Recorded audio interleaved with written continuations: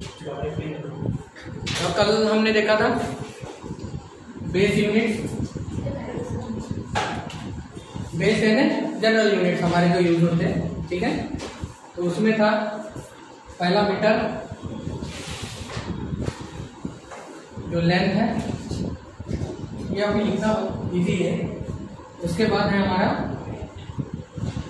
यल, KG, KG use करेंगे इसके लिए। केजी मास, मास और वेट में मैंने डिफरेंस बताया था, ठीक है। 9.81 से मल्टीप्लाई करना पड़ता है वेट को। 9.81 वेट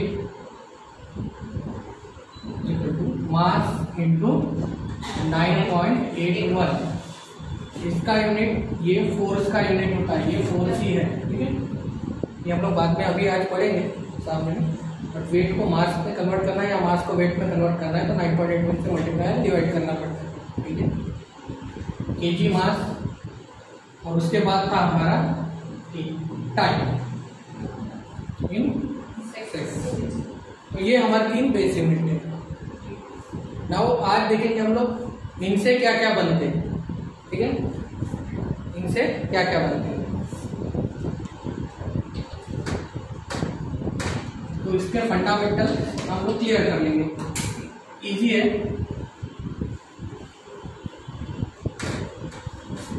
सबसे पहले डायमेंशन कौन कौन है,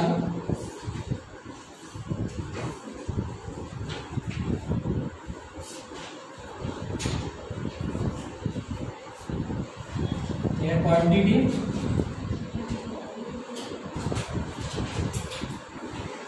उसका फॉर्मूला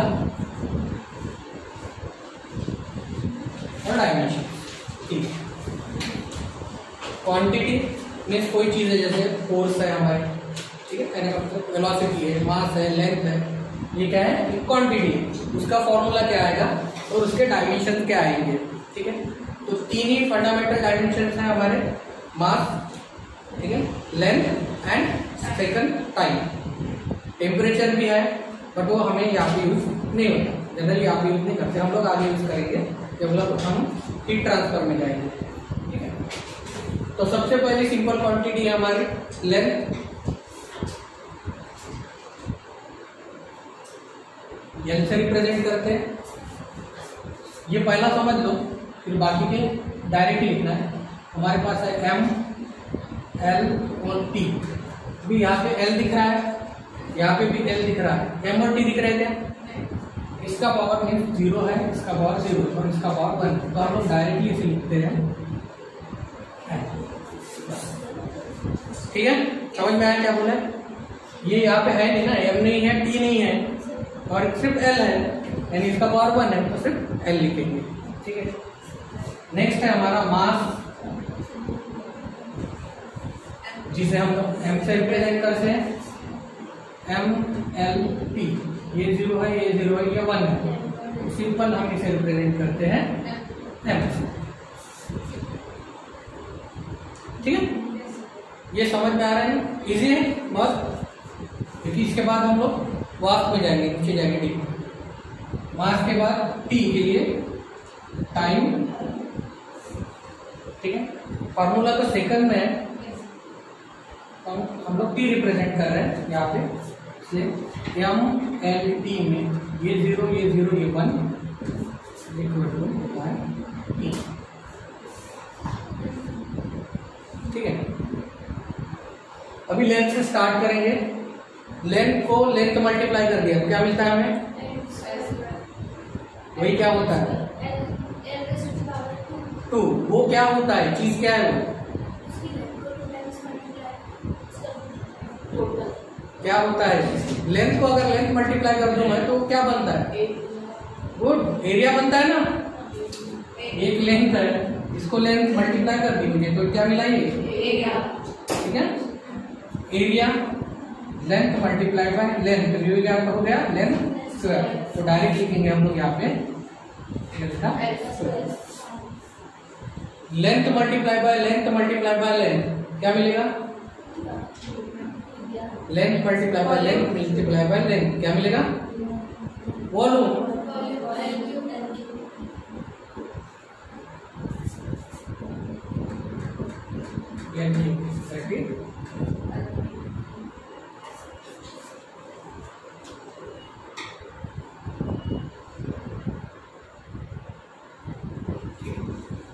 ये एक और पैरामीटर है, length multiply by length multiply by length multiply by length. ये आपने कभी नहीं पढ़ा होगा कि 4 बार अगर लेंथ को मल्टीप्लाई कर दे उसे क्या बोलते हैं? That is called moment of inertia. तो क्या कहते हैं? Moment of inertia.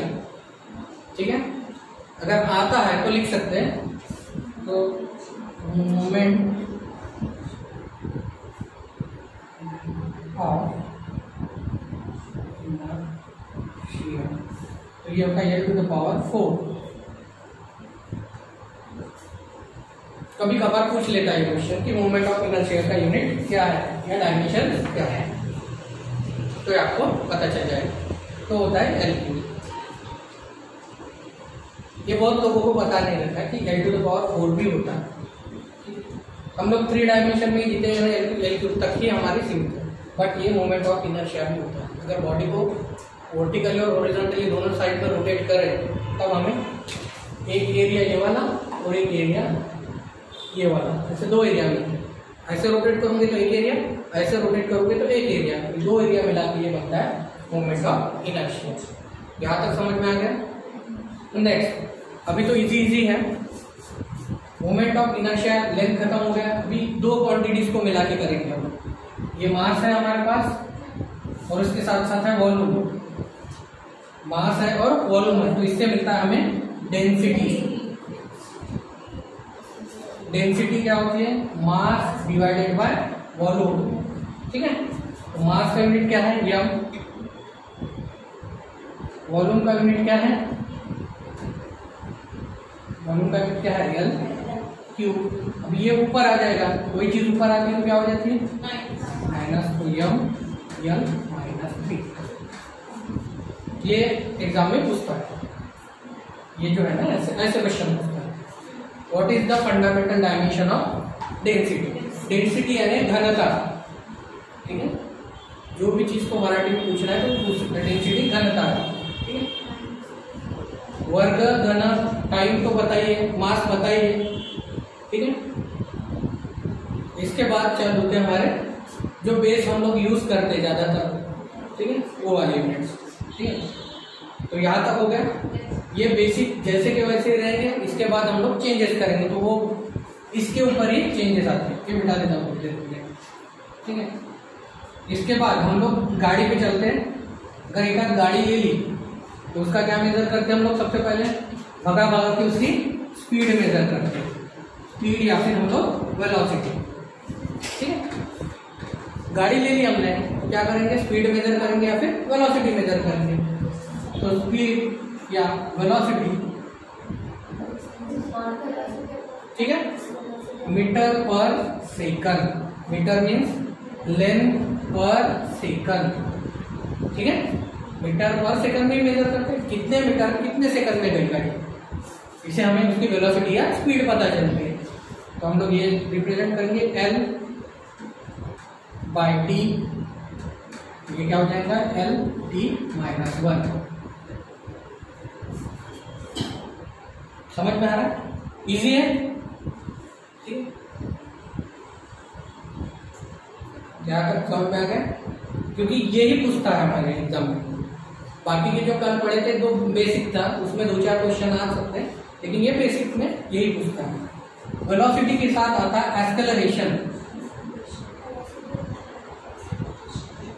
तो ये होता है वेलोसिटी अपॉन टाइम, और वेलोसिटी अपॉन टाइम और मीटर पर सेकंड स्क्वायर। इसको हम लोग लिख लेते हैं, या L बाय सेकंड स्क्वायर।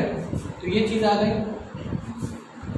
तो यहाँ पे लिखेंगे L, सेकंड को रिप्रेजेंट करते हैं T से हम लोग का स्क्वायर। ये होगा L T माइनस। इजी है। ठीक है,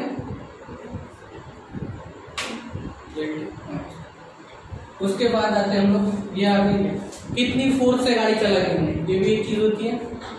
तो फोर्स या फिर वेट, फोर्स या फिर वेट यूनिट सेम रहते हैं इसके न्यूटन में। फोर्स होता है हमारा F इंटू ए, मीन्स हमारे पास एक्सेलरेशन भी है और मास भी है, ठीक है। तो मास हमारा केजी में रिप्रेजेंट होता है, एक्सेलरेशन यस ऊपर जाएगा। अच्छा ये बता देता हूँ, ठीक है। यम का यूनिट केजी में, हमारा मास केजी में रहता है, ठीक है। तो ये होता है केजी मीटर पर सेकंड स्क्वायर। यहाँ तक इजी है, ठीक है। केजी को रिप्रेजेंट करते हैं हम लोग यम से, मास है तो। उसके बाद मीटर है, यल से रिप्रेजेंट करते हैं, तो बॉक्स में डाल देंगे। और सेकंड को हम लोग टी, तो ये आ जाता है हमारा MLT माइनस,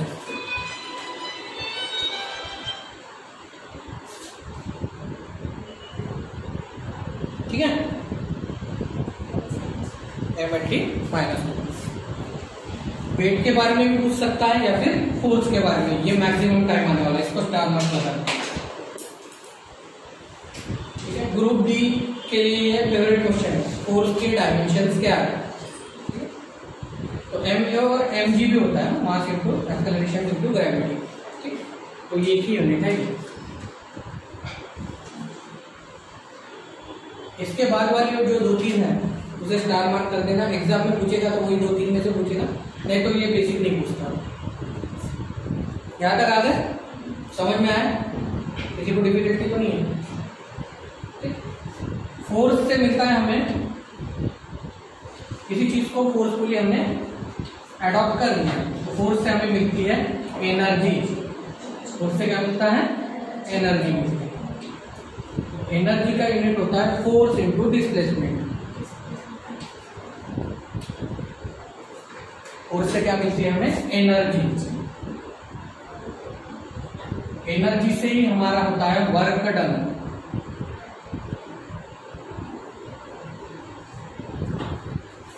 फोर्स से हमें एनर्जी मिलती है और एनर्जी से ही क्या बनता है, हमारा वर्क होता है, ठीक है। ये चीज यहां से उठा के मैंने यहाँ रखी, तो कुछ फोर्स लगाऊंगा, ग्रेविटी खींच रही है तो फोर्स लगाऊंगा, ठीक है। उठाने के बाद क्या हुआ, यहाँ से डायमेंशन यहाँ चेंज हो गया, वर्क भी डन हुआ मेरा और उसके लिए एनर्जी भी लगी, इसलिए इन दोनों का यूनिट सेम ही होता है, ठीक है। इन दोनों का यूनिट होता है जूल में, इन दोनों का यूनिट किसमें होता है, जूल में। तो ये होता है फोर्स इनटू डिस्टेंस, जो फोर्स लगा है और जितना डिस्टेंस ट्रैवल किया है, F into L, F into L, ठीक है। यहां तक समझ में आ गया। अभी इजी है ये निकालना। हमारा F का यूनिट क्या था, फंडामेंटल MLT माइनस 2 और L और मल्टीप्लाई हो गया, ये क्या हो जाएगा, ML स्क्वायर T माइनस, ठीक है। एनर्जी और वर्क का एक यूनिट होता है, ठीक है। इसको जूल से रिप्रेजेंट करते हो, फोर्स को तो न्यूटन से रिप्रेजेंट करते, पता है होगा। अभी एनर्जी मिली है, एनर्जी से हमें क्या मिलती है, अगर हमने खाना खाया, ठीक है, हमने खाना खा लिया तो हमें एनर्जी मिली है, ठीक है। उसको किसी काम में खर्च कर रहे हैं, यानी कुछ टाइम लग रहा है और उस काम में खर्च करने के लिए हमें क्या लगेगा, उसके लिए पावर लगेगा, ठीक है। तो इससे क्या बनता है नेक्स्ट यूनिट, पावर का। तो पावर ज्यादा कुछ नहीं होता, जूल पर सेकंड होता है, force into length divided by second. तो बस एक नीचे की टर्म ऊपर आ जाएंगे, ML स्क्वायर T माइनस 2 और नीचे में और एक T आ गया, ये हो जाता है MLT minus 3।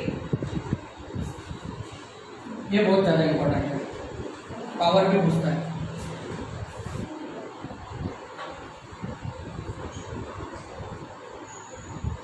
Easy fundamental unit से ही निकलता है ये।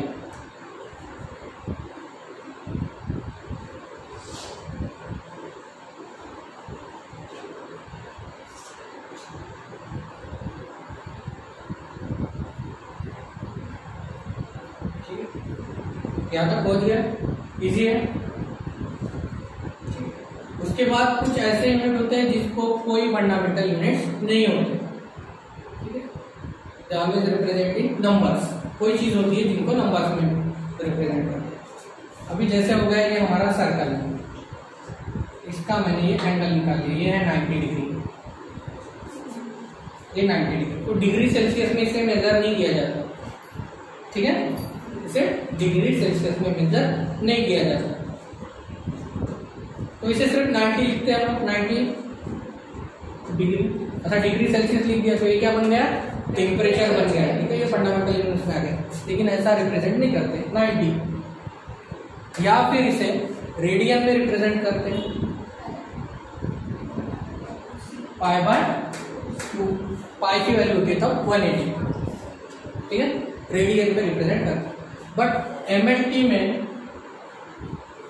में कोई रेडियन की वैल्यू है नहीं है, तो सिंपली हम लोग इसे ऐसे भी लिख सकते हैं m0 l0 t0, या फिर इसे हम लोग लिखते हैं डायमेंशन लेस।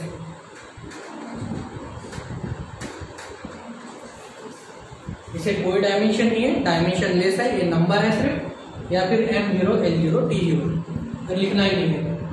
तो ये दो तरीके से रिप्रेजेंट होता है, ठीक है। तो ये हो गया हमारा जनरल एंगल है, ठीक है। कुछ सॉलिड चीजों में भी एंगल होता है। सॉलिड चीजें जो होती है हमारा, जैसे ये बॉटल है, ठीक है, ये बॉटल में यहाँ से यहाँ तक कुछ एंगल बना है, ये देखो कुछ एंगल में ही इंक्लाइंड हुआ है ना, ये दिख रहा है, ठीक है, इधर भी इंक्लाइंड हुआ है, इधर भी इंक्लाइंड हुआ है, तो ये है सॉलिड एंगल, इसे कहते हैं हम लोग सॉलिड एंगल। तो इसे स्ट्रा रेडियन से रिप्रेजेंट किया जाता है।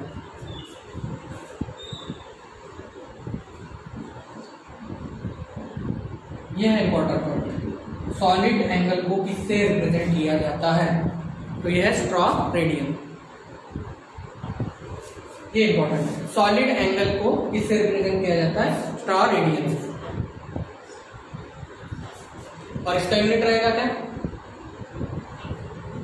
इसका यूनिट रहेगा क्या, रेडियन का ही नहीं है तो इसका भी यूनिट, रेडियन का नहीं है तो इसका यूनिट नहीं रहेगा। बस सॉलिड एंगल को रिप्रेजेंट करने के लिए हम लोग स्टार रेडियन यूज करते हैं, ठीक है, ये याद रखना। यहां तक समझ में आया कि गया सर के ऊपर से? इजी है, बेसिक कैलकुलेशन ही है, ठीक है। इसके बाद देखेंगे हम लोग यूनिट को इंक्रीज या डिक्रीज कैसे किया जाता है, यूनिट को इंक्रीज या डिक्रीज कैसे किया जाता है। सर ने कुछ दिन बताया था कि हम लोग,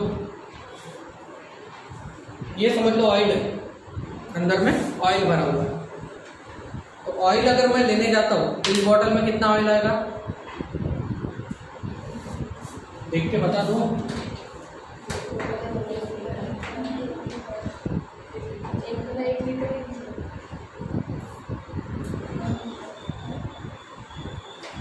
इस बॉटल में 1 ड्रॉप से लेकर 1 लीटर तक ऑयल आएगा, ठीक है, 1 ड्रॉप से लेकर 1 लीटर तक ऑयल आएगा। अगर मुझे 1 kg लेना है तो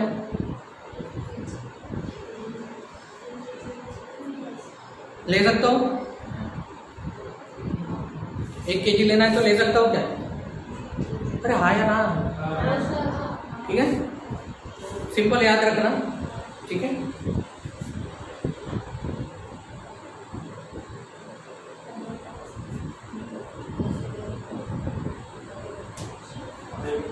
ठीक है, ये ऑयल का है, ये जो हमारा घर में खाना खाते हैं ना, खाने का ऑयल,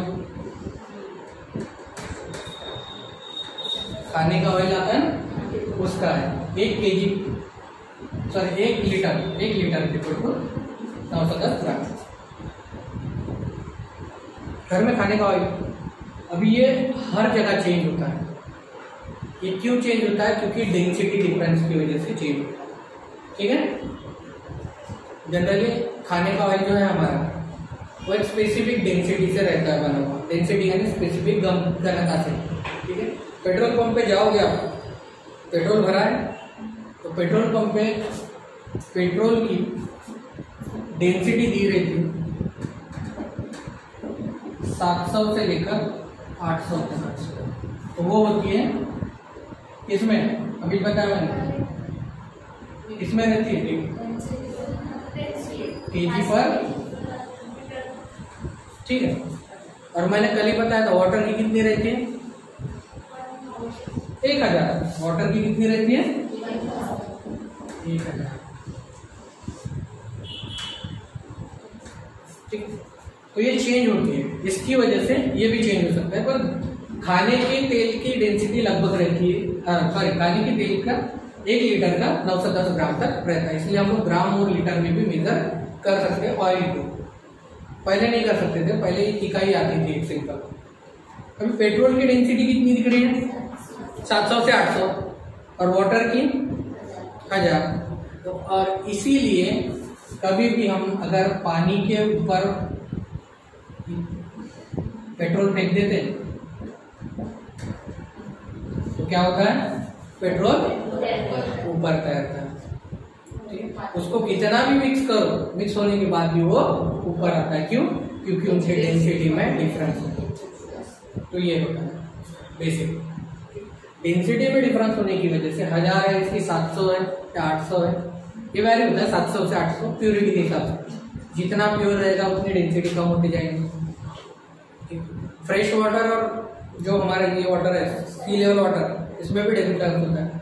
900 डेंसिटी 950 के आसपास डेंसिटी फ्रेश वाटर की रहती है, 10-25 की डेंसिटी हार्ड वाटर की रहती है। तो ये भी एक क्वेश्चन पूछा गया था कि 2 टाइप के तालाब है हमारे यहाँ। ठीक है, ये एक तालाब है, इधर एक तालाब है। इसमें है फ्रेश वाटर जो है नदी का, और इधर है समुद्र का पानी। ये भी 50 फीट डीप में है, ये भी 50 फीट डीप में है। अगर एक तैरने वाला गया, इधर जल्दी डूबेगा कि इधर, यानी समुद्र के पानी में जल्दी डूबेगा सी वाटर या फ्रेश वाटर, तो सी में जल्दी डूबेगा कि फ्रेश में जल्दी डूबेगा। सी वाले कितने लोग हैं? अरे हाथ उठा दो, एक, चलो आधे। और फ्रेश वाटर वाले कोई नहीं है। देखो मारपीट वाली तो है नहीं बात, जो मन में आता है वो तो बोल सकते हैं ना। तो जल्दी डूबेगा फ्रेश वाटर में। क्यों? क्योंकि अभी 1 मिनट पहले बताया कि इसकी डेंसिटी कितनी है 950 kg पर मीटर क्यूब, और इसकी है 10-25 से 10-50 तक kg पर मीटर क्यूब। तो ये हमें धीरे धीरे डुबाता है, इसलिए समुद्र में आदमी धीरे धीरे डूबता है, और ये जल्दी डुबाता है। इसलिए मरने वालों की संख्या नदी तालाब में ज्यादा है एज कम्पेयर टू समुद्र। तो ऐसा नहीं कि समुद्र में लोग मरते नहीं है, बट प्रैक्टिकल अगर देखा जाए तो नदी तालाब झीरी झीलपी इसमें ज्यादा डूबने वालों की संख्या। तो ये रीजन होता है कि इसकी डेंसिटी का डिफरेंस होता है। ठीक है,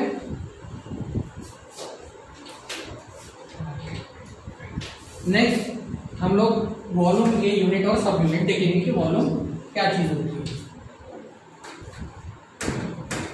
वॉल्यूम को हम लोग रिप्रेजेंट किसमें करते हैं?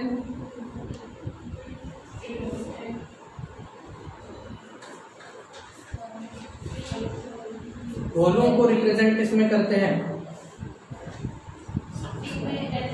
अभी बता, ये अगर 1 लीटर है तो इसमें जो भरा हुआ है ये भी एक वॉल्यूम है। ठीक है, वॉल्यूम को हम लोग रिप्रेजेंट किसमें करते हैं? एक तो लेंथ में या फिर लीटर में। तो लेंथ में रिप्रेजेंट करेंगे या फिर लीटर में। तो यूनिट लिखो, क्योंकि ये बेसिक पता रहना चाहिए आपको। सिंबल और एग्जाम्पल दे देते हैं कितने से कितना होता है।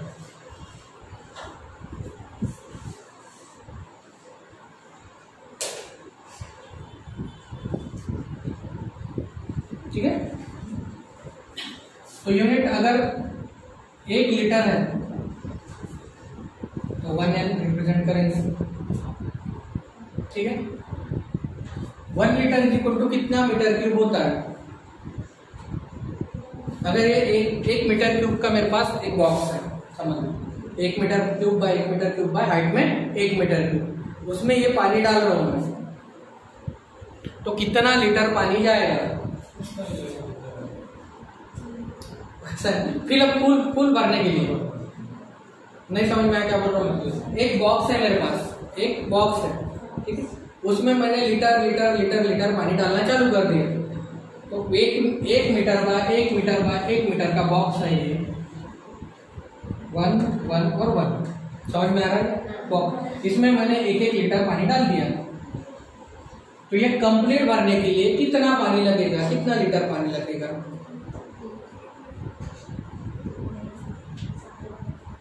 ये 1 metre by 1 metre by 1 metre भरने के लिए कितना पानी लगेगा नहीं पता, ठीक है, तो ये लगेगा 1000 लीटर।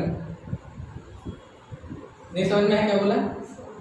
1000 लीटर जब पानी डालेंगे इसमें तो 1 मीटर क्यूब का बॉक्स कंप्लीटली भर जाएगा, समझ में आया।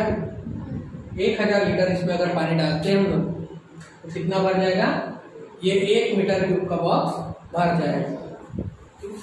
तो 1 बाय 1000 मीटर क्यूब। नहीं समझ में आया। एक बॉक्स है हमारे पास 1 metre by 1 metre by 1 metre, तो इसका वॉल्यूम कितना हुआ 1 मीटर क्यूब। अभी इसमें 1 लीटर पानी डाल देंगे, पहले 1 लीटर डाला, फिर कोई 1 लीटर डाला, तो कितने लोगों ने डालना चाहिए तो ये बॉक्स पूरा फुल भर जाएगा 1000 लोगों में। तो 1 by 1000 is equal to 1 litre. Metre cube का यूनिट समझ में आ गया। इसको हम लोग ऐसे भी रिप्रेजेंट करते हैं 10⁻³ मीटर।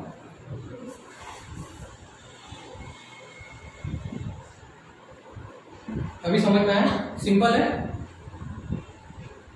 फिर आता है हमारा मिली लीटर। मिली लीटर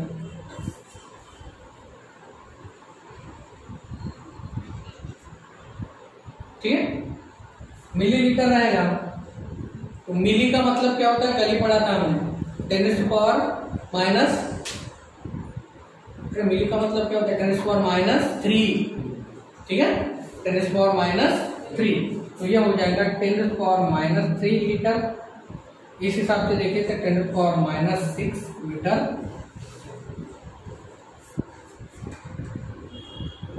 ये मिली है ना, मिली का यूनिट मैंने बताया था 1 litre equal to 10⁻³ millilitre. Milli के बाद आता है माइक्रो, 1 माइक्रो लीटर, तो ये होता है 10⁻⁻6 लीटर, ये होता है 10⁻⁹ लीटर। ये नहीं समझ में आ रहा है क्या बोल रहा हूं। मिली का मतलब भी होता है 10⁻⁻3, तो 1 litre equal to 10⁻⁻3 millilitre. 1 litre equal to 10⁻⁻6 microlitre. कल हमने पढ़े थे, देखो सिंपल लीटर या फिर सिंपल मीटर, मीटर और लीटर कोई फर्क नहीं पड़ता, यूनिट इसी हिसाब से बढ़ते और घटते हैं। डेका, फिर हेक्टो, फिर मेगा, गीगा, टीबी, ये पढ़े थे ना हमने, मैंने बताया। और नीचे में वैसे ही बढ़ते हैं वो लोग, ठीक है, डेसी, सेंटी, सेंटीमीटर, ठीक है, वैसे ही हम लोग यहाँ पे भी ऐसे ही पढ़ते हैं। लीटर के में भी माइक्रो, मिली, सिर्फ मीटर की जगह लीटर लगता है, बाकी कुछ नहीं, नया कुछ नहीं इसमें। तो आपको पूछेगा तो ज्यादा से ज्यादा यहाँ तक पूछेगा, पिको विको नहीं जाता ये, ठीक है, समझ में आया यहाँ तक, ठीक है।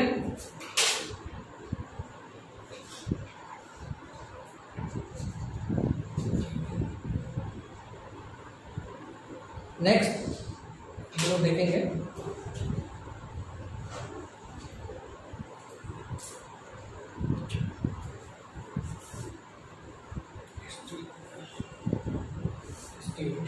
नेक्स्ट है हमारे पास टॉपिक, अभी मैंने पावर का यूनिट बताया था।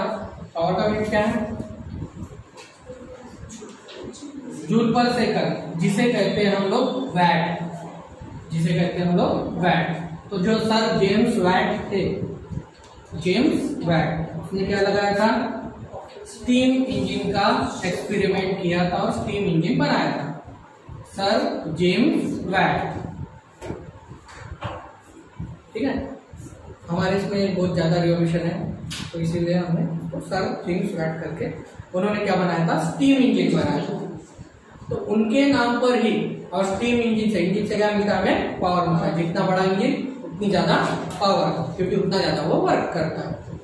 तो उन्होंने क्या किया? पावर का एक यूनिट बनाया, ठीक है, वैट। ठीक है, तो आपके एग्जाम में क्वेश्चन आया था किलो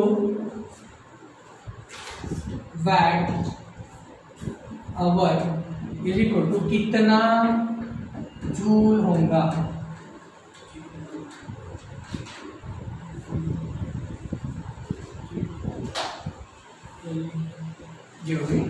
जूल एनर्जी बनेगी। ठीक है, तो किलो वैट ओवर कितना जूल होगा? ठीक है, तो सिंपल याद रखो, इसके ऊपर हमारे पास पता है कि ये क्या होता है। तो सबसे पहले पावर क्या होता है? जूल पर सेकंड। पावर क्या होता है? जूल पर सेकंड। तो इसमें क्या दिया हमें? किलो वैट दिया है और क्या चीज दी है? आवर। तो कितने आवर यानी एक सेकंड होता है? सॉरी, कितने आवर, एक आवर का कितना सेकंड होता है? 3600। ठीक है, तो हम लोग लिख लेंगे 3600। इसका यूनिट क्या है? सेकंड। ठीक है, ये कंप्लीट करिए आप। किलो वैट है, किलो यानी 10 पावर, किलो कितना होता है? 10 पावर 3। याद रखना, ये 2-3 ही याद रखो, ज्यादा डीप नहीं जाने की जरूरत नहीं। किलो कितना होता है? 10 पावर 3 या फिर 1000। 1 किलो में कितने ग्राम रहते हैं? 1000। ठीक है, तो ये हो गया 1000। ये हो गया हमारा वैट, निकल गया। अभी ये जूल बन गया है हमारा, इसके नीचे क्या लगाएंगे? सेकंड। ठीक है, तो इसको लिखते हैं हम लोग 3.6 मेगा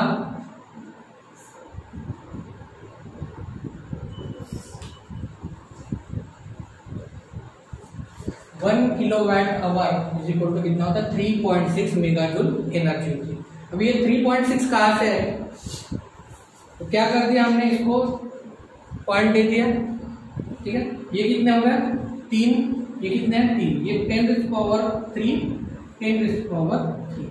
तो 3.6 इंटू 10 पावर कितना हो गया? ये 6 हो गया, और ये कितना होगा? 3.6। और इसको क्या कहते हैं हम लोग? मेगा कहते हैं आपके नोटेशन में। ये क्या हो गए?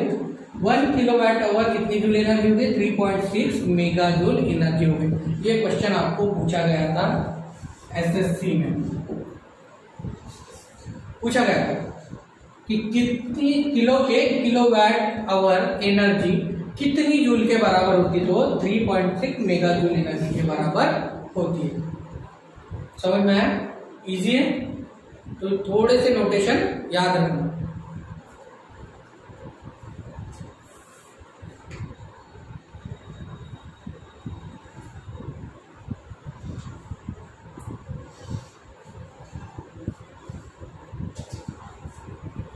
ठीक है, नाउ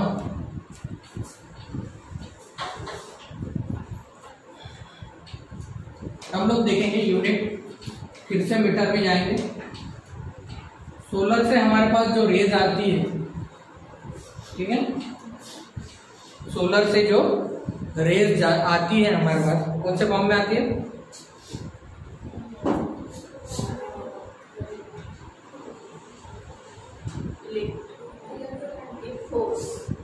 इलेक्ट्रोमैग्नेटिक फोर्स के फॉर्म में आते हैं। ठीक है, विद्युतीकरण तरंगे, इलेक्ट्रोमैग्नेटिक विद्युत मैग्नेटिक तरंगे। ठीक है, इलेक्ट्रोमैग्नेटिक फोर्स के फॉर्म में सन से हमारे पास पृथ्वी पर रेज आती है और वो रेज क्या करती है, वैक्यूम थ्रू ट्रैवल करती है। वैक्यूम थ्रू ट्रैवल तो करती है, वो साथ में क्या क्या लाती है हमारे पास, हीट एनर्जी उष्णता और लाइट एनर्जी प्रकाश, हीट एनर्जी और लाइट एनर्जी लाती है और इसीलिए हमारे पास हीट और लाइट एनर्जी है। ठीक है, हीट और लाइट एनर्जी है। समझ में आया क्या बोला? सोलर से जो रेज आती है हमारे पास in the form of heat and light आती है, वो होती है इलेक्ट्रोमैग्नेटिक वेव्स के फॉर्म में। यहाँ तक इजी है। नेक्स्ट, अगर सूरज पृथ्वी पर ट्रैवल कर रहा है तो 7 से 7.8 सेकंड में हमारे पास सनरेज आ जाती है। ये तो बेसिक है। ठीक है, 7.8 सेकंड में सनरेज हमारे पृथ्वी पर पहुंच जाती है। लेकिन पृथ्वी से बाहर भी कुछ ग्रह होंगे, पृथ्वी से बाहर भी कुछ ग्रह होंगे, उसकी तरफ भी तो रेज जाती होंगी ना। हमारे पास आ रही है तो सामने भी जाती होंगी। ठीक है, तो एक साल में सूरज से कितने दूर तक जो रोशनी जाती है, एक साल में सूरज से कितने दूर तक रोशनी जाती है, उसे कहते हैं लाइट ईयर और प्रकाश वर्ष। ठीक है, एक साल में कितने दूर तक जाती है,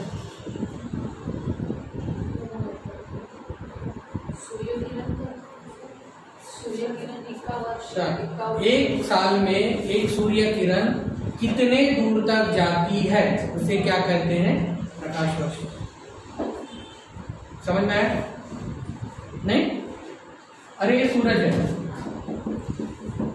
ये एक साल में कितना डिस्टेंस ट्रैवल करेंगी, 1 ईयर में कितना डिस्टेंस ट्रैवल करती है, 9.46 इंटू 10⁻15 मीटर।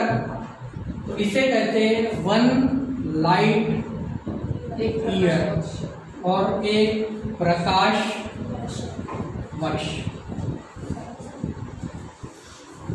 समझ में आया? जा रहे?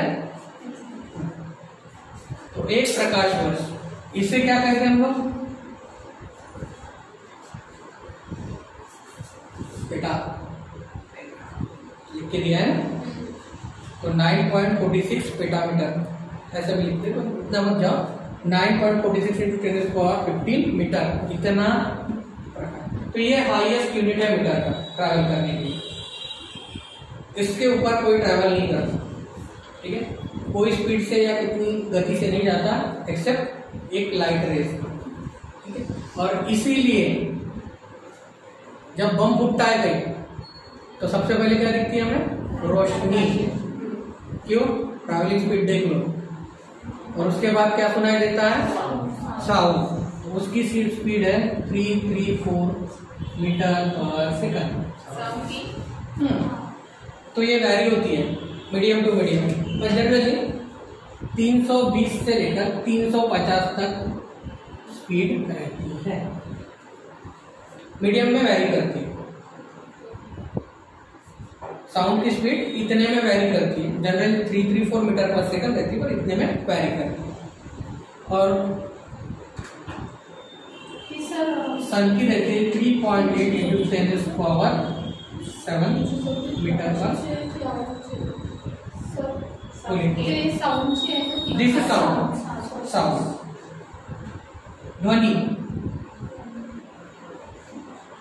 ध्वनि की स्पीड है 320 मीटर पर सेकंड। नॉर्मल, ये नॉर्मल है। ठीक है, अभी एनवायरमेंट जैसे चला, लेकिन अभी बारिश आ रही है, तो बारिश में अगर किसी को आवाज दे रहे हो तो जोर से दोगे कि धीरे से दोगे, जोर से देंगे तो इस बार इतनी वेलोसिटी से जाएगा, क्योंकि कुछ जगह अटकते जाएगा। और पूरा क्लीन एनवायरमेंट है, इतने स्पीड से जाएगा। बारिश में जल्दी आवाज नहीं जाएगा, अगर क्लीन एनवायरमेंट है तो जल्दी जाएगा, क्योंकि ट्रैवलिंग स्पीड बढ़ जाती है। बट सनरेज, ठीक है, जो लाइट है हमारे पास, सोलर लाइट, और 3.8 इंटू 10⁻8 मीटर पर सेकंड की स्पीड से ट्रैवल करते हैं। इसलिए जैसे बम फूटा तो हमें क्या दिखता है, लाइट। तो ये है स्पीड ऑफ लाइट।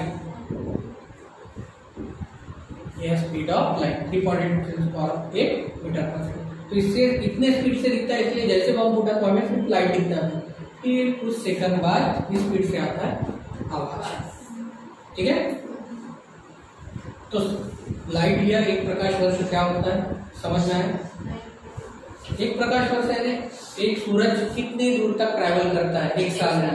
ठीक है, 9.46 मीटर पर 15 मीटर तक ट्रैवल करते जाता है। ठीक है, इतना ट्रैवल करता है। उसके बाद हमें लाइट क्यों दिखता है पहले, सबसे पहले बम फटने के बाद? क्योंकि वो इतनी गति से हमारे आंखों की तरफ आता है, और साउंड बाद भी सुनाई देता है क्योंकि उसकी गति धीमी है। ठीक है, तो ये भी क्वेश्चन बहुत बार पूछता है कि जब बम फूटता है कहीं या फिर लाइटनिंग होती है, लाइटनिंग है ना बिजली कड़कना, तो लाइटनिंग जब होती है तो पहले हमें क्या दिखती है? रोशनी दिखती है। क्यों? क्योंकि वो ट्रैवल 3.8 मीटर पर सेकंड की स्पीड से ट्रैवल करती है, आंखों को दिखती है, और उसके बाद आवाज आता है। इसलिए जैसे लाइटनिंग होती है लोग कानों में हाथ लगा देते हैं, क्योंकि पता है उनको कि आवाज आएगा। कुछ सेकंड बाद आता है, 1 सेकंड के बाद दिखेगा आपको कितनी स्लो ट्रैवल करती है। यहाँ तक समझ में आ गया? तो ये तीनों चीजें इंपॉर्टेंट है, स्पीड ऑफ लाइट यानी प्रकाश की गति, स्पीड ऑफ साउंड ध्वनि की गति, और एक प्रकाश वर्ष। ये तीनों चीजें इंपॉर्टेंट है, ये हमेशा पूछा जाता है।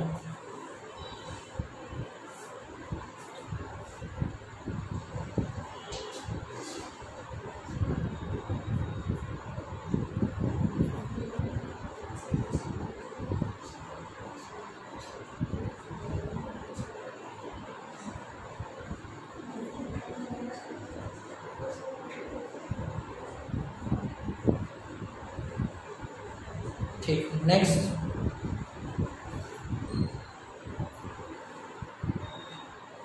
कुछ यूनिट लिखेंगे। ठीक है, फिर से, और उनको किससे रिप्रेजेंट किया जाता है और लिख लेंगे। हिंदी मराठी इंग्लिश दोनों में, हिंदी इंग्लिश दोनों में।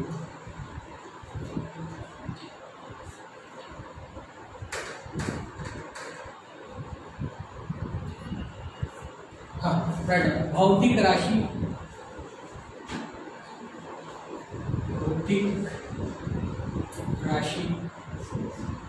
और फंडामेंटल यूनिट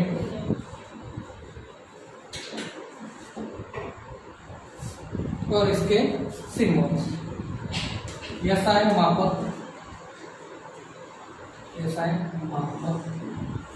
और एसआई यूनिट्स। थर्ड में लिखो सिंबल्स और संख्या।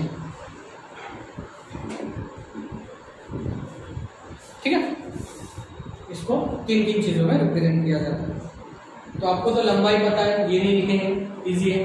ठीक है, उसके बाद केजी पता है मास के लिए। उसके बाद एनर्जी भी आपने लिख लिया है। एनर्जी किस में रिप्रेजेंट करते हैं? जूल में। हमेशा याद रखना, एनर्जी जूल में, वर्क जूल में, पावर वैट में, और जूल पर सेकंड ही वैट होता है। ठीक है, ये बहुत याद रखना। ठीक, विद्युत धारा मीन्स इलेक्ट्रिक करंट, एम्पियर। विद्युत धारा किसमें रिप्रेजेंट करते हैं? एम्पियर। ये लिखिए। करंट है हम पूछ लेता है, क्योंकि पावर प्लांट पे बहुत ज्यादा चर्चा चालू है कि बंद कर दें। यूनिट्स क्यों बंद हो गए? लोगों का कंजम्पशन कम हो गया, सोलर वोलर लगाना कम कर दिया, लोग अभी ज्यादा इलेक्ट्रिक यूज नहीं करते, इसलिए पावर प्लांट बहुत बार बंद रहते हैं, तो पैसे भी नहीं भर रहे। चलो, तो करंट जो है, ठीक है, इसे विद्युत धारा कहते हैं। विद्युत धारा। एसआई मापक एम्पियर,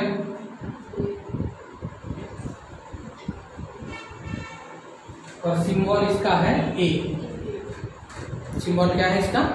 ए से रिप्रेजेंट करता है। ठीक है, उसके बाद इसको रोकने के लिए जो चीज होती है उसे कहते हैं रेजिस्टेंस। उसे कहते हैं रेजिस्टेंस। रेजिस्टेंस और विद्युत अवरोधक और रोधक जो विद्युत को रोकता है, ठीक है, उससे हम लोग रिप्रेजेंट करते हैं ओहम में। विद्युत रोधक को उसको रिप्रेजेंट करते हैं ओमेगा से।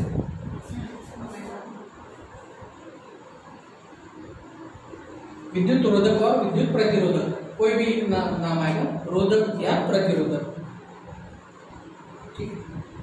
और उसके बाद आता है VAT,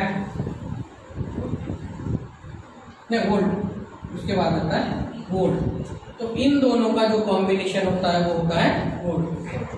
ampere into ohm, ampere into ohm.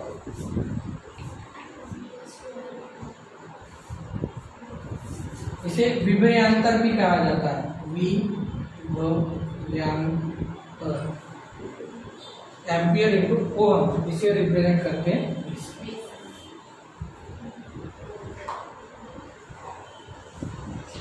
ठीक है।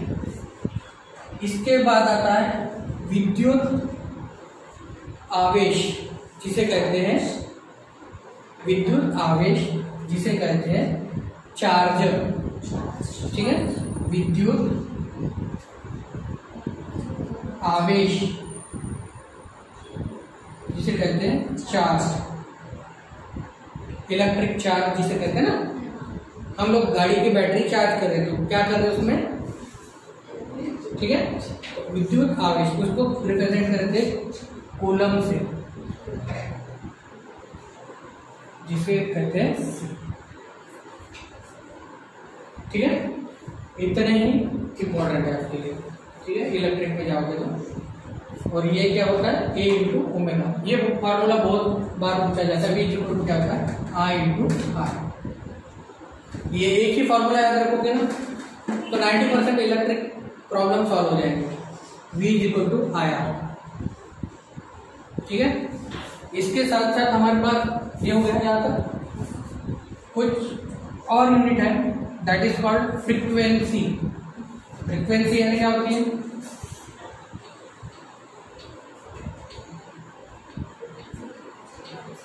आवृत्ति, ठीक है, हिंदी में आवृत्ति। एक सेकंड में एक चीज कितनी बार रैपिडली मूव होती है उसे कहते हैं उसकी फ्रीक्वेंसी, ठीक है। आवृत्ति, आवृत्ति और फ्रीक्वेंसी, ठीक है। इसका यूनिट होता है हर्ट्ज, और ये होता है टाइम का इनवर्स। 1/t is 1 hertz और फ्रीक्वेंसी,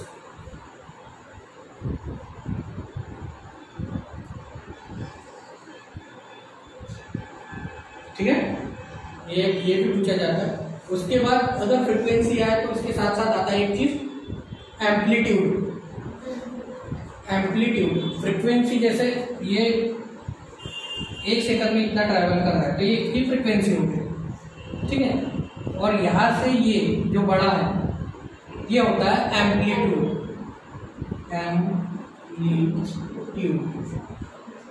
अगर ये एम्पलीट्यूड है यानी ये यहां से यहां तक का क्या है, डिस्टेंस है, तो ये है डिस्टेंस। और डिस्टेंस को रिप्रेजेंट किसने करते हैं, मीटर। तो एम्पलीट्यूड का यूनिट होता है मीटर।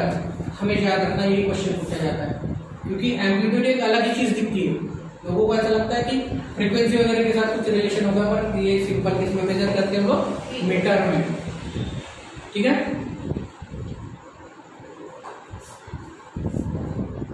उसके बाद मैंने कोण बताया था आपको, कोण एंगल किसमें मेजर करते हैं, रेडियन। कोण एंगल, ये एंगल मेजर कर दिया तो ये किसमें मेजर करते हैं, रेडियन। अगर सॉलिड हो तो रेडियन, ठीक है, रेडियन सॉलिड एंगल। ये इंपॉर्टेंट है एक्चुअली, सॉलिड एंगल ये ज्यादा इंपॉर्टेंट है एज कंपेयर टू रेडियन।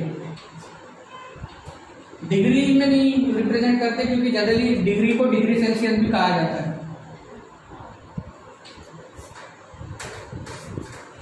उसके बाद इंपॉर्टेंट में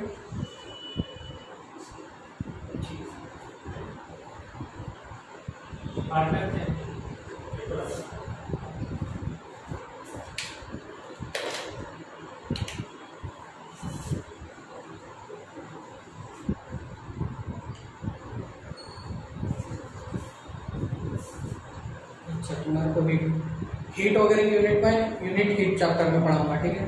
वाट पर metre square calorie to the power 4 वगैरह को डिफरेंट जोन में चले जाओगे आप। इसलिए जो जो बेसिक पूछा जाता है।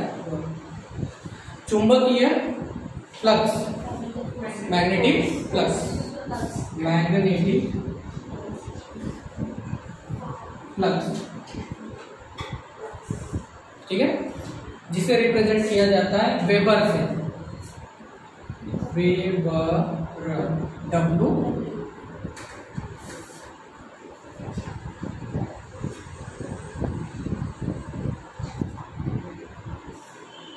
वेबर से।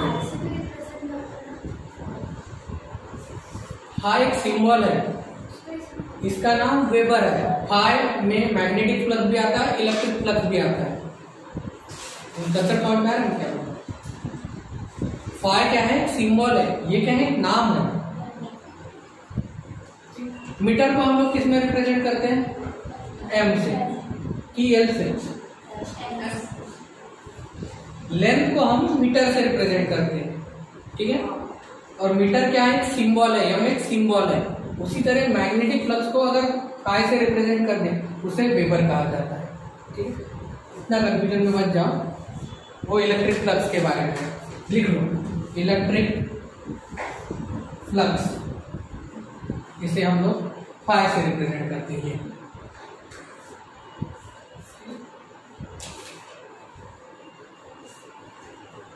कितनी एनर्जी कितने एरिया में फैली हुई है, कितनी एनर्जी कितने एरिया में फैली हुई है, इसे कहते हैं इलेक्ट्रिक फ्लक्स।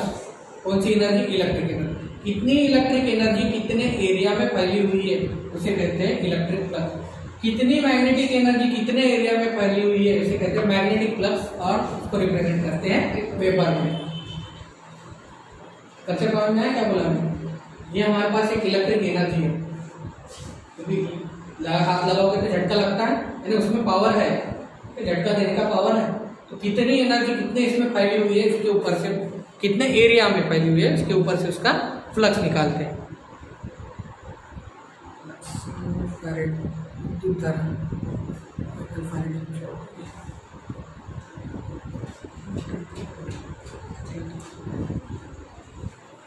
और एक लास्ट वाला सरफेस टेंशन,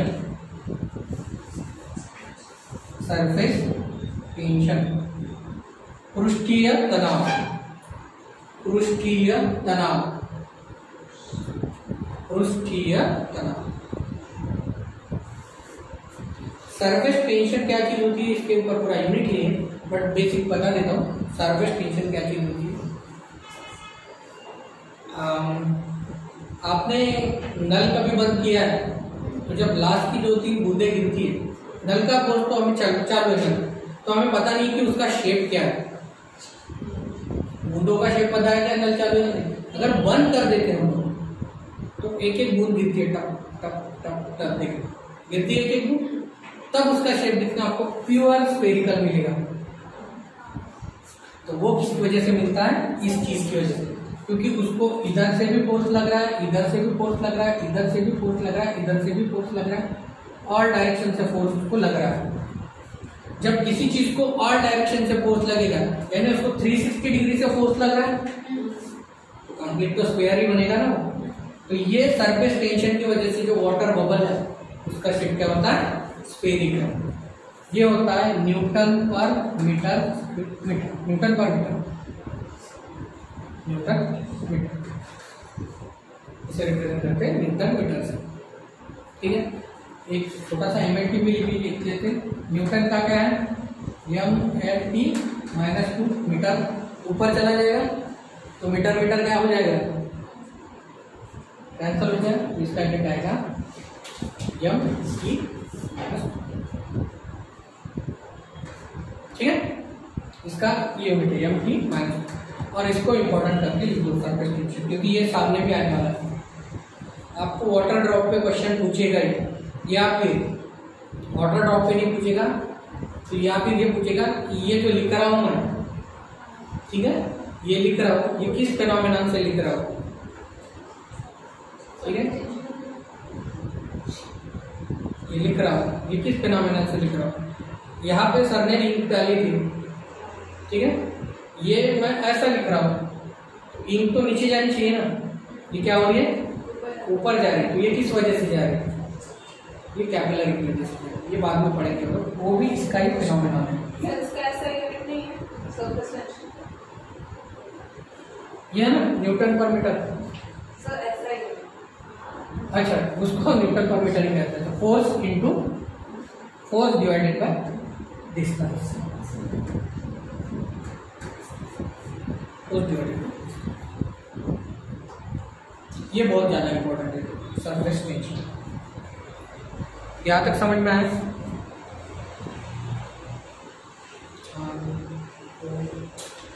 स्टार रेडियन बहुत इंपॉर्टेंट है, सरफेस टेंशन इंपॉर्टेंट है, मैग्नेटिक फ्लक्स का यूनिट वेबर एक याद रखना, बस ये 3-4 इंपॉर्टेंट है। फ्रीक्वेंसी को हर्ट्ज में मेजर करते हैं तो टाइम का इनवर्स होता है, एम्पलीट्यूड को मीटर में, ठीक है।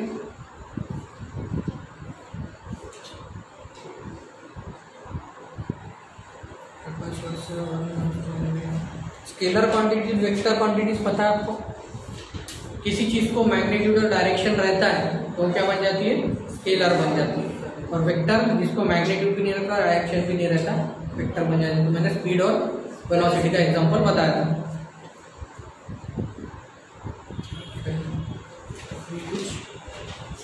क्वेश्चन पे जाएंगे,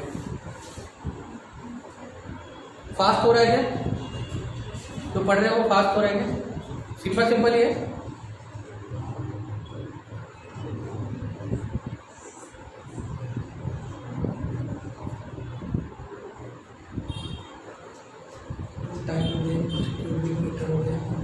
वायरस भी बताया था, एटम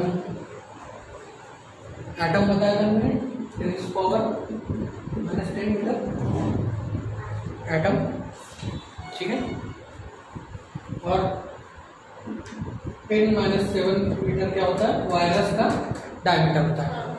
ये याद रखना, क्योंकि अभी कोरोना चल रहा था तो ये इम्पोर्टेंट है। जनरली वायरस का डायमीटर होता है, कोरोना का 6.7 कुछ तो भी है, 6.7 × 10⁻⁷।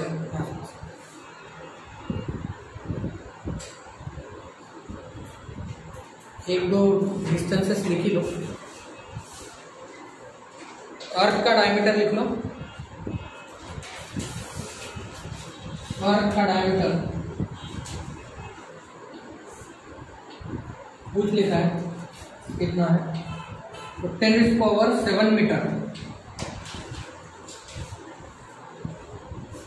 अर्थ का डायमीटर है, 10⁻⁷ अर्थ का डायमीटर 10⁻⁷ अर्थ का, ठीक है। अर्थ टू सन का डिस्टेंस, अर्थ से सन का डिस्टेंस 10⁻11 मीटर,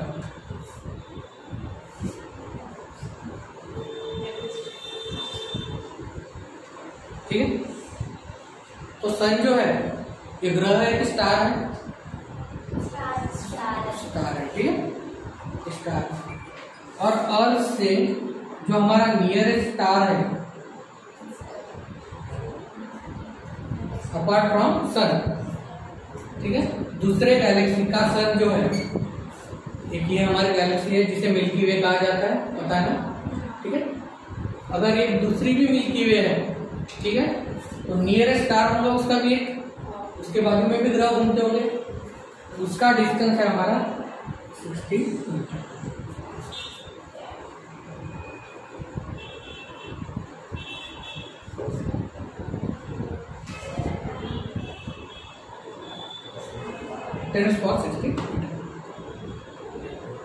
नियरेस्ट स्टार, ठीक है।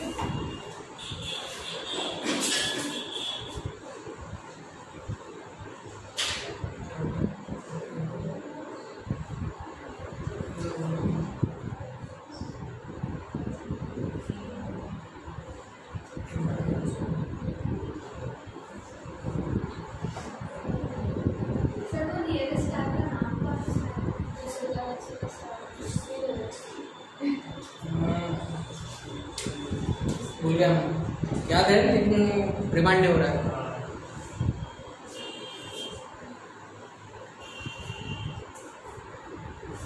बट एक बात बता देता हूँ, हमारे पास कितने प्लैनेट हैं? पहले कितने थे? 9 पहले 9 थे, अभी क्या है? 8 प्लैनेट है। पहले 9 थे, अभी कितने प्लैनेट है? 8 प्लैनेट है। प्लूटो को निकाल दिया गया है 2006 से, ठीक है, प्लूटो को निकाल दिया गया। उसमें भी रहने लायक प्लैनेट है 4, ठीक है, रहने लायक नहीं है, हैबिटेट नहीं है वहां पे, बट जा सकते हैं हम लोग, बट जा सकते हैं। उसमें से पहले 4 ही जो है, ठीक है, वो जहां जा सकते हैं, उसके बाद के 4 पे नहीं जा सकते। क्यों? क्योंकि वहां पे क्या है? सिर्फ गैसेस है, प्लैनेट पे गैसेस है, सरफेस नहीं है, ठीक। पहले तो जो है बुध और शुक्र, पहला बुध है, फिर शुक्र है, फिर हमारा अर्थ है। तो बुध से भी ज्यादा शुक्र गर्म है, ये याद रखना, बुध से ज्यादा शुक्र गर्म है उसकी गैसेस की वजह से। उसके बाद हमारा आता है अर्थ, अर्थ के बाद क्या आता है? मार्स, मंगल। तो ये जो 4 चीजें हैं यहाँ पे ही जा सकते हैं, और इसीलिए स्पेस मिशन इन्हीं चीजों के लिए डिफाइन किया गया है। उसके बाद जुपिटर है, शनि है, नेपच्यून है, ठीक है, प्लूटो भी था, यूरेनस है, ठीक है। ये 4 जो है एक गैसियस प्लैनेट है। पहले 4 जो है उसमें हैबिटेट है, कहने में सिलिका है, आयरन ऑक्साइड है, गैसेस भी प्रेजेंट है। बाकी के जो है ये गैस से भरे हुए हैं, इसलिए बाकी के 4 में नहीं जा सकते हम लोग। और इसलिए स्पेस मिशन जो होते हैं, कभी नेपच्यून का स्पेस मिशन नहीं बनता, ज्यादा से ज्यादा मंगल, इधर शुक्र, बुध, ठीक है, पृथ्वी से इन 2 इधर 2 या फिर इधर एक पे ही जाते हैं, उधर नहीं जाते। और जो प्लूटो है उसे ड्वार्फ प्लैनेट करके कहा गया है, ड्वार्फ प्लैनेट यानी टुक्का प्लैनेट या तैरने वाला, जिसको निकाल दिया हमारे सौरमाला, ठीक है, सौरमाला से निकाल दिया। और सबसे बड़ा उपग्रह पता है? जुपिटर का सबसे बड़ा उपग्रह है गैनीमेडी,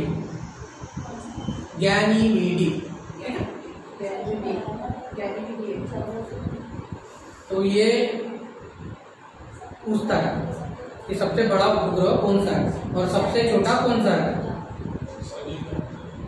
फेबोस और सबसे छोटा, ठीक है, वो फेबोस है, ये है मंगल का, 2 है उसके, फेबोस छोटा है सबसे, और सबसे बड़ा है गैनीमेडी। तो ये कुछ चीजें हैं जो याद रहनी चाहिए, ठीक है। तो 2-4 डेफिनेशन लिख लेते और फिर स्टॉप कर देंगे कि बोर हो गए। 2-4 लिखते, ज्यादा नहीं है, फिर इसके बाद सिर्फ बेसिक रहेगा कल, तो फिर यूनिट खत्म कर देंगे, ठीक है। वैसे तो लगभग हो ही गया, क्वेश्चनरीज रहेंगे हमारे नेक्स्ट इसमें कि कैसे कौन सी चीज निकाली जाती है।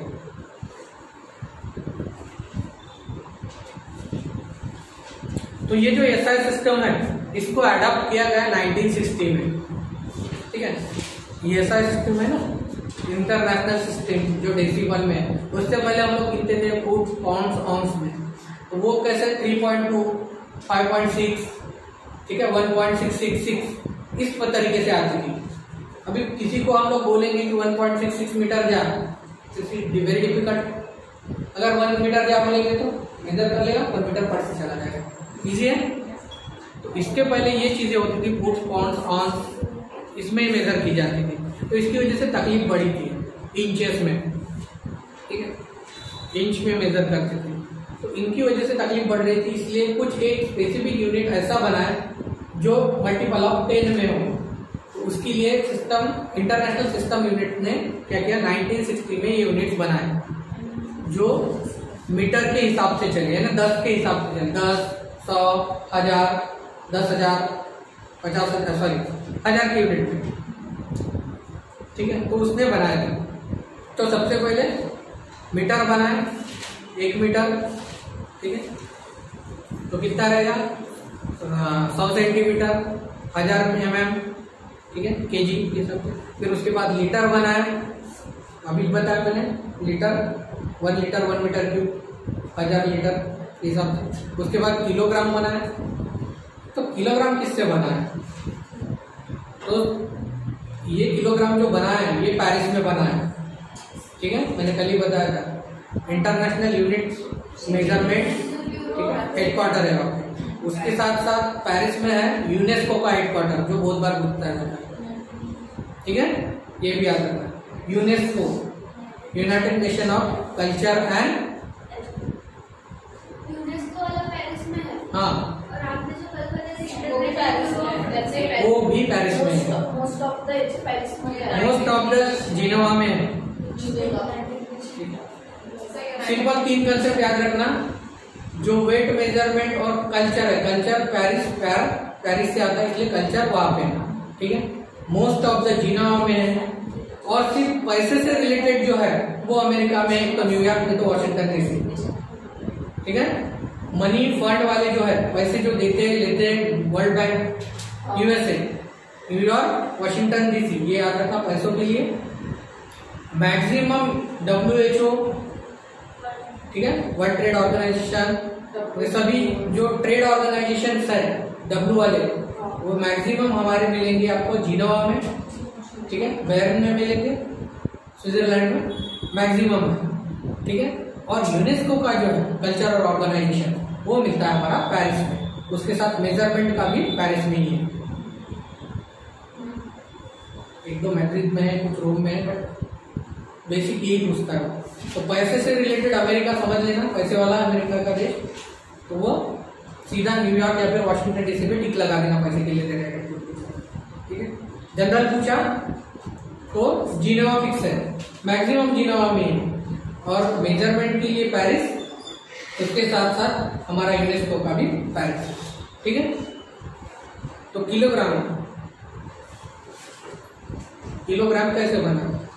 तो 1 लीटर वाटर लिया उन्होंने और उसको 4 डिग्री तक ठंडा किया, ठीक है।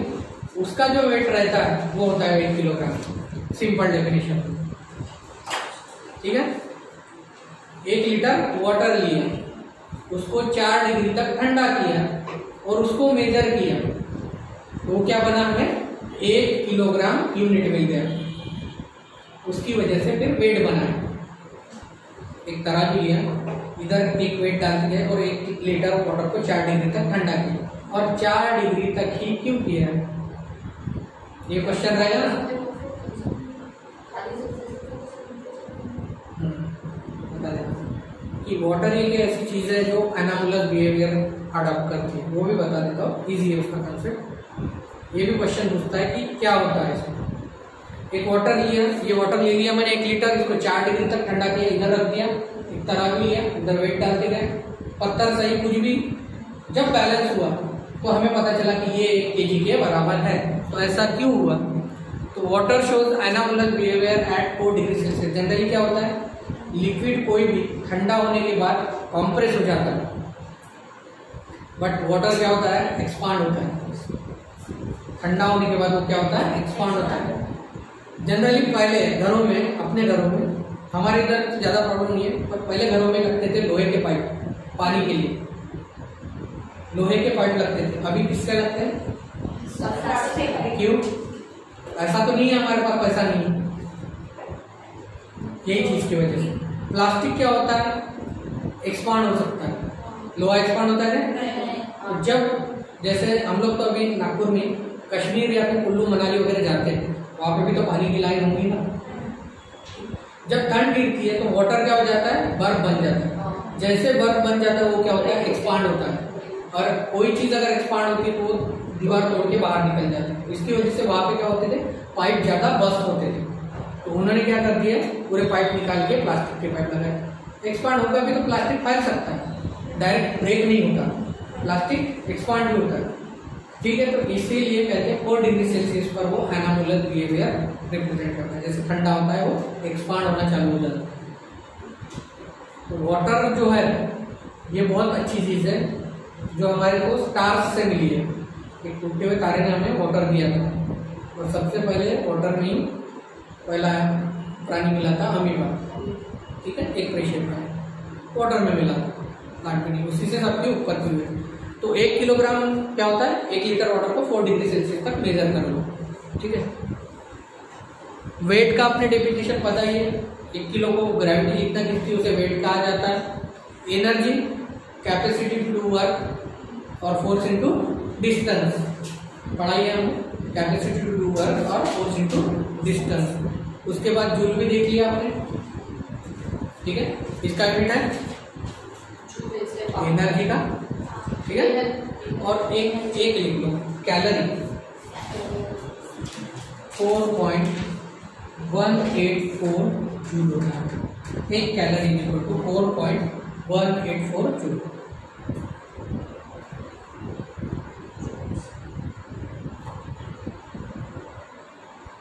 ये है इंपॉर्टेंट कैलोरी बस, ठीक है।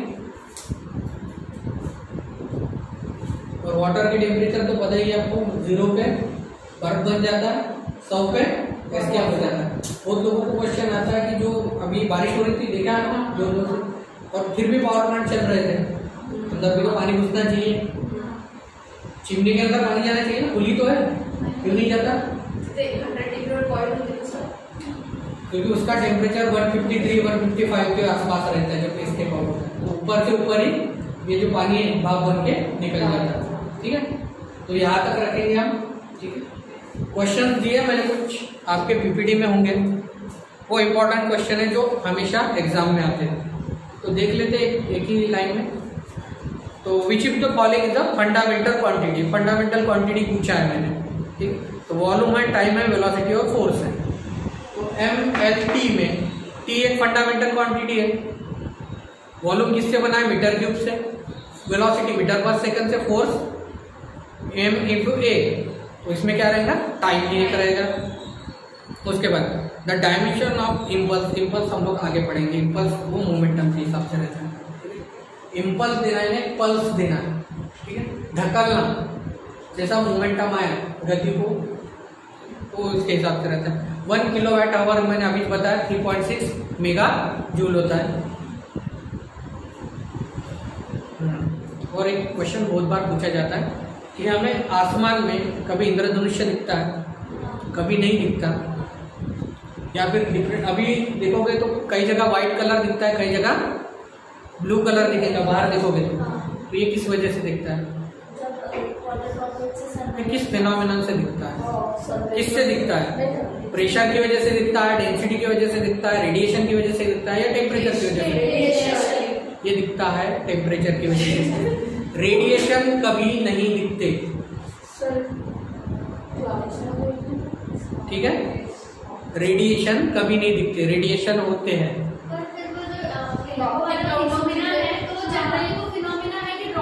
ड्रॉपलेट्स के पास से रेडिएशन पार होते हैं, ठीक है, ड्रॉपलेट्स के पास रेडिएशन पार होते हैं, पर वो उसमें डिफरेंट टेम्परेचर बनाता है, ठीक है। एक ड्रॉपलेट के सर्कुलर ड्रॉपलेट्स है, ठीक है, यहाँ पे गया तो कुछ अलग टेम्परेचर होगा क्योंकि इतना ट्रैवल करने के लिए उसको कम डिस्टेंस लगा, यहाँ पे ज्यादा बना है, यहाँ पे उससे ज्यादा बना है, इससे ज्यादा बना है, कम बना है, इसकी वजह से यहाँ पे 7 कलर बनते हैं, वो टेम्परेचर की वजह से बनते हैं, याद रखना पड़ेगा, ठीक है।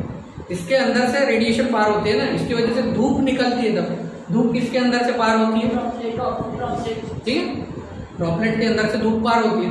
हर एक धूप के अलग अलग पॉइंट बनते हैं, इसकी वजह से टेम्परेचर डिफरेंस आता है, उसकी वजह से ये क्या बनते हैं, अलग अलग कलर दिखते हैं, ये याद रखना, ठीक है। और उसके बाद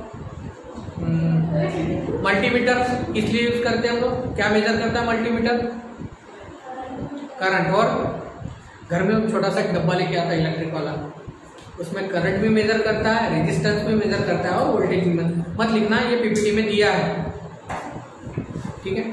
नॉट्स, 2 चीजें हैं, एक नॉट्स है KNOT नॉट्स, और दूसरा है रडार, रडार नहीं सोनार, सोनार SONAR। सोनार किस लिए यूज होता है और नॉट किस लिए यूज होता है, तो नॉट यूज होता है शिप का डिस्टेंस, कितना शिप ने डिस्टेंस पार किया, कितने स्पीड से, the speed of a ship is called not, KNOT, ये इंपॉर्टेंट है, KNOT, ये हो गई स्पीड, ठीक है। और डिस्टेंस नीचे में डेप्थ अगर देखनी है तो लिखते हैं हम लोग सोनार, कितनी डेप्थ में है वो सोनार से लिखते हैं, SONOR, sonar. Speed not depth sonar. अभी ये तो हो गया पानी का, अगर ऊपर देखना है तो radar, radio detection and ranging, ऊपर में देखना है तो रडार से। पानी के नीचे, पानी के साथ और पानी के ऊपर,